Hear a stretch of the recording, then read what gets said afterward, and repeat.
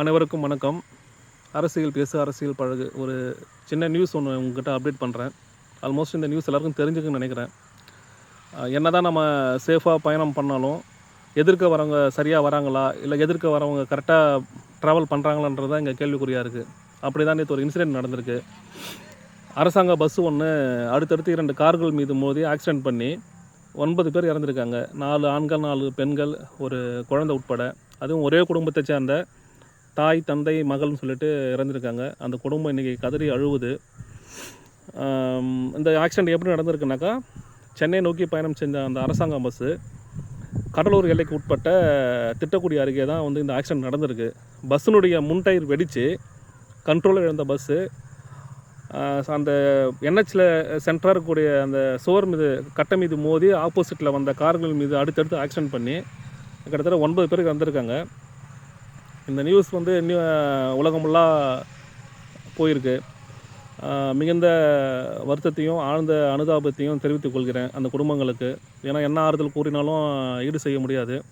ஆனால் இந்த நேரத்தில் அரசாங்கம் ஒரு ஃபண்டு ஒன்று ஒவ்வொரு உயிருக்கும் அனௌன்ஸ் பண்ணியிருக்காங்க. ஒரு உயிருக்கு 3 லட்ச ரூபா. அதாவது இறந்து போன அந்த 9 நபர்களுக்கு 27 லட்சம்.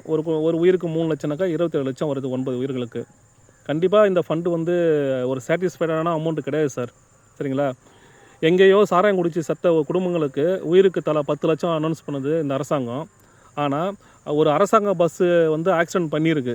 அப்படி தான் எடுத்துக்குவாங்க இந்த நியூஸை. டயர் வெடிச்சது, இல்லை பிரேக் பிடிக்கல, இன்ஜின் ஃபால்ட்டுன்றது 2வது ஆப்ஷன் சார். ஒரு அரசாங்க பஸ்ஸு போயிட்டு அடுத்தடுத்து 2 கார்கள் மீது மோதி 9 உயிர்கள் போயிருக்குன்னு சொல்லும் பொழுது, நீங்கள் அதற்கான ஒரு இழப்பீடு தொகையை நீங்கள் அந்த குடும்பங்களுக்கு ஒரு திருப்தியான தொகை கொடுத்துருக்கணும். 3 லட்ச ரூபான்றது நிச்சயமாக அதை ஏற்றுக்க முடியாத ஒரு பணம் சார்.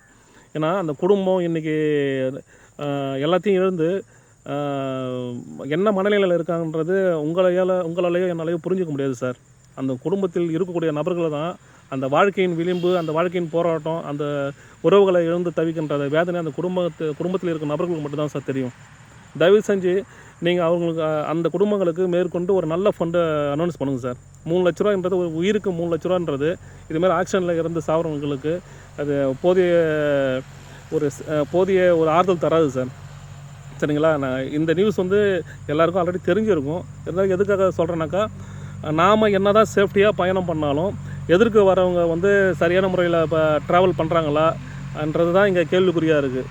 ஏன்னா அவங்க காரில் வந்தவங்க என்ன வேலையாக போயிருப்பாங்க, எதுக்காக ஒரு ஃபங்க்ஷனுக்கு போயிருக்கலாம், ஒரு நல்ல விசேஷமாக போயிருக்கலாம், ஒரு கோயிலுக்கு போயிருக்கலாம், ஏதோ ஒரு தேவை தேடி போயிருக்காங்க. ஆனால் அவங்களுக்கு இன்றைக்கி அவங்க யாருமே இன்றைக்கி உயிரோடு இல்லை. கிட்டத்தட்ட 9 பேர் இறந்து போயிருக்காங்க. இதில் என்னன்னு சொல்கிறது, கடவுள் மீது குறை சொல்கிறதா, இல்லை இந்த உலகத்தில் பயணிக்கும் நம் மனிதர் மீது நாம் குறை சொல்வதா, தரங்கட்ட பஸ்ஸுங்க ஓடுறத அதை ஆய்வு செய்யாமல் அந்த பஸ்ஸுகளை இயக்கும் அரசாங்கத்துறை சேர்ந்த டிபார்ட்மெண்ட்டை நம்ம குறை சொல்கிறதா, இது என்னன்னு சொல்கிறது? 9 உயிர்கள் அனாவசியமாக இன்றைக்கி போயிருக்கு. தயவு செஞ்சு பழுதடைந்த பஸ்ஸுகளை பரிசீலனை பண்ணுங்கள். அதை செக் பண்ணுங்கள். டயர் நல்லா இருக்குதா, இன்ஜின் நல்லா இருக்குதா, பிரேக் நல்லா இருக்குதா, ஏன் இப்போ ட்ராவல் பண்ணுற ரோடு நல்லா இருக்குதா, அதிவேகமாக போகிறத தயவுசெய்து அவாய்ட் பண்ணுங்கள். நீங்கள் ஏன்னா ஒரு லிமிட்டட் ஸ்பீடாக இருந்தால் ஓரளவுக்கு கண்ட்ரோல் பண்ணலாம்.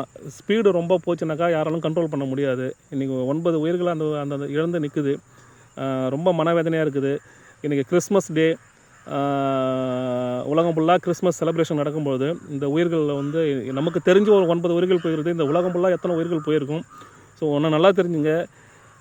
இறந்த குடும்பத்தினர் எந்த மதத்தை சார்ந்தவங்க, எந்த ரிலீஜன் சார்ந்தவங்களும் உங்களுக்கு தெரியாது. ஆனால் எந்த கடவுளும் திருப்பி உங்களுக்கு உயிர் கொடுக்க போகிறதும் கிடையாது. போன உயிர் போனது தான். ஸோ மதத்தையும் ஜாதியும் கடந்து மனிதனாக வாழ்வோம். சரிங்களா? இறந்த குடும்பங்களுக்கு ஒரு நல்ல ஃபண்டு கொடுக்கணுன்றது எனது கோரிக்கையாக வைக்கிறேன். நன்றி.